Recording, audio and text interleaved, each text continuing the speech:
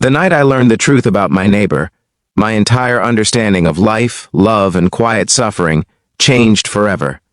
For 3 years I had lived next door to a woman who seemed ordinary, almost invisible to the world around her. She left early every morning, returned late in the evening, and rarely spoke to anyone in the neighborhood. Most people simply called her the quiet doctor. But one rainy evening, when fate pushed our paths together in the most unexpected way, she told me something that made my heart stop. Something that made me see not only her life but my own in a completely different light. Before we continue, take a quick moment.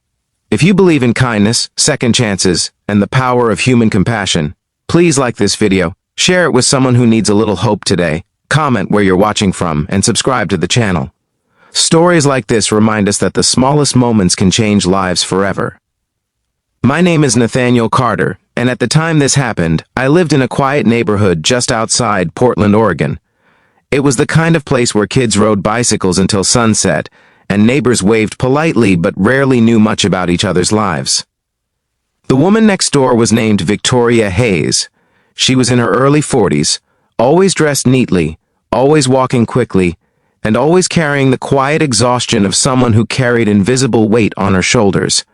I later learned she was a gynecologist at one of the largest hospitals in the city. At the time, all I knew was that she worked long hours and never seemed to smile. Our interactions were limited to brief greetings while taking out trash or collecting mail. Sometimes I noticed the porch light at her house stayed on well past midnight. Sometimes her car arrived after 2 in the morning.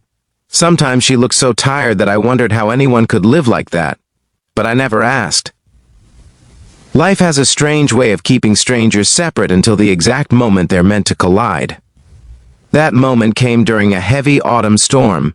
The wind was fierce that night, bending tree branches and rattling windows. Around 10 o'clock, the power went out across the entire street. Darkness swallowed the neighborhood, leaving only the sound of rain hitting rooftops and distant thunder rolling through the sky.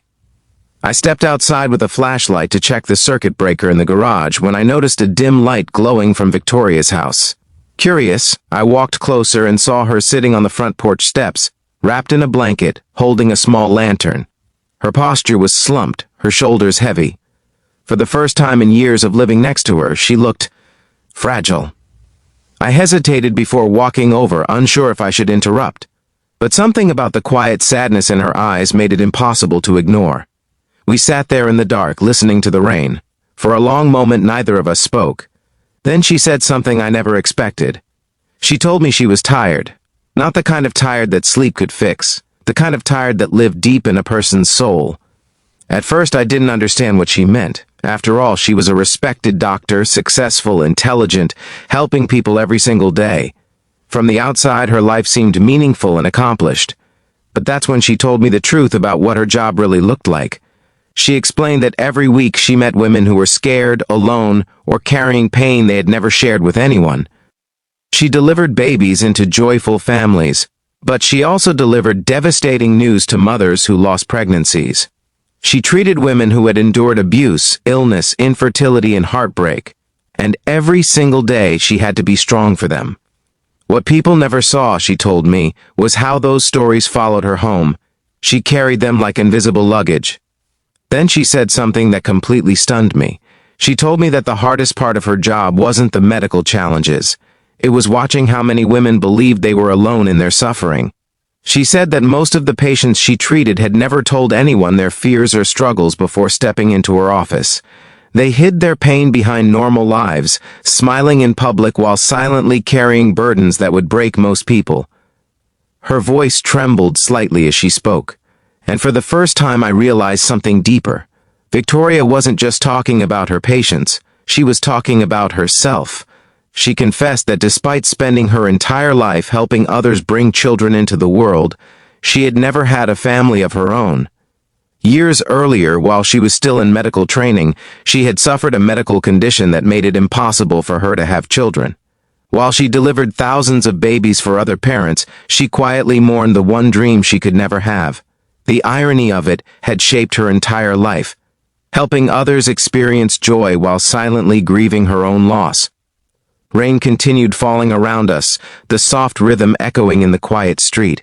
In the dim glow of the lantern, I could see tears glistening in her eyes, though she tried to hide them.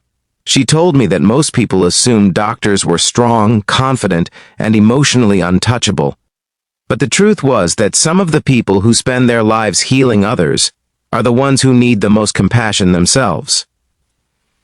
That night changed something inside me. Until then, I had lived my life in a comfortable routine, rarely thinking about the hidden struggles of the people around me. I had assumed that if someone appeared successful or stable, their life must be easy. Victoria showed me how wrong that assumption was. Over the following weeks, something surprising happened. We started talking more often. Short conversations turned into evening walks. Quiet greetings turned into shared stories about life, regrets, and hopes we had both buried under years of routine. Slowly, the quiet doctor next door became a friend. And the more I learned about her life, the more I realized how extraordinary she truly was. Despite her personal pain, she had chosen a profession dedicated to bringing life, hope, and healing to others. She had spent decades comforting strangers during their most vulnerable moments, even while carrying her own silent heartbreak. Her strength wasn't loud. It was quiet, patient, and deeply human. Months later, during one of our evening walks, she told me something that stayed with me forever. She said that the greatest lesson her career had taught her was this: every person you meet is fighting a battle you can't see. Kindness, she said, isn't just a nice gesture. Sometimes it's the one thing holding someone together. If this story is touching your heart so far, take a moment right now and comment the word kindness below. It helps spread messages like this to more people who might need them.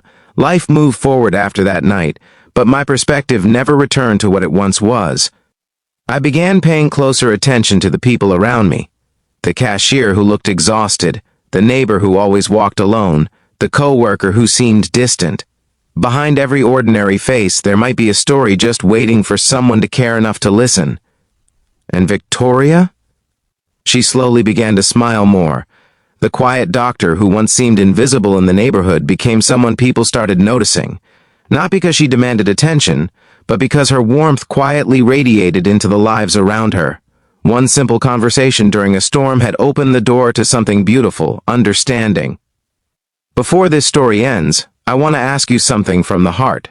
If this story reminded you how important compassion and listening can be, please take a moment to like the video, share it with someone who might need encouragement today, and subscribe for more stories that remind us what truly matters. Because sometimes the most powerful truths don't come from dramatic moments. Sometimes they come from a quiet neighbor, sitting on a porch, finally telling someone how heavy their heart has been all along. And sometimes, just listening can change everything.